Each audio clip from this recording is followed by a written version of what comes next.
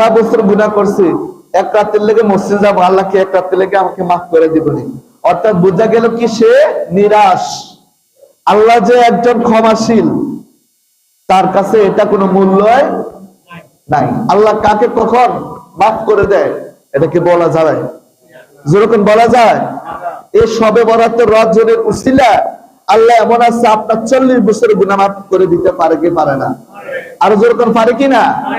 এই একটা রজনীর উসিলা। কিন্তু ওই বান্দাগুলো অধৈর্য, তারা হতাশ, তারা নিরাশ, তারা বলে এক রাতে কি আল্লাহকে আমাকে মাফ করবেন?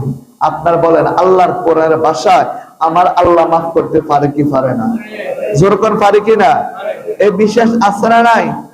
আল্লাহ তাআলা কুরআনুল কারীমের মধ্যে রব্বে কারীম বলেছেন লা তাকনাতু মির রাহমাতিল্লাহ, বান্দা তুমি আমি আল্লাহর রহমত থেকে নৈরাশ হইও না। সুবহানাল্লাহ। কি বলেছেন? আল্লাহর রহমত থেকে নৈরাশ হইও না। আমি আল্লাহর রহমতের সীমানা কত দূর সেটা তুমি চিন্তা করতে পারবে না। আটলান্টিক মহাসাগর, বড় বড় যত সাগর বলো, বড় বড় যত পাহাড় বলো, যত নদ নদী বলো, যত মহাসাগর বলো, ওই সকল মহাসাগর আমি আল্লাহর রহমত থেকে ফেল করবে।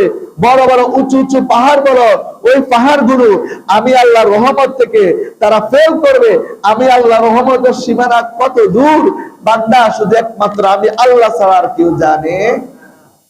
তাহলে যে বান্দারা নিরাশ হয়ে যায় যে আল্লাহ কি মাফ করবে না, আল্লাহ কি মাফ করবে না, এই বলে বান্দা ওই রজনীত বান্দা আল্লাহ তাআলার কাছে ফরিয়াদ করে।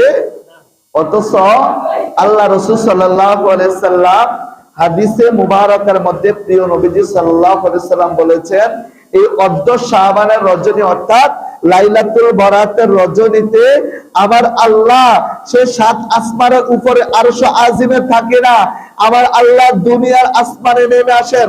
যখন মাগরিবের সালাতের সময় হয় আমার আল্লাহর ফেরেশতারা আমার আল্লাহ শেষ আসমানে চলে আসেন এবং গিয়ে আমার আল্লাহ বলেন ও বান্দা তোর কি প্রয়োজন?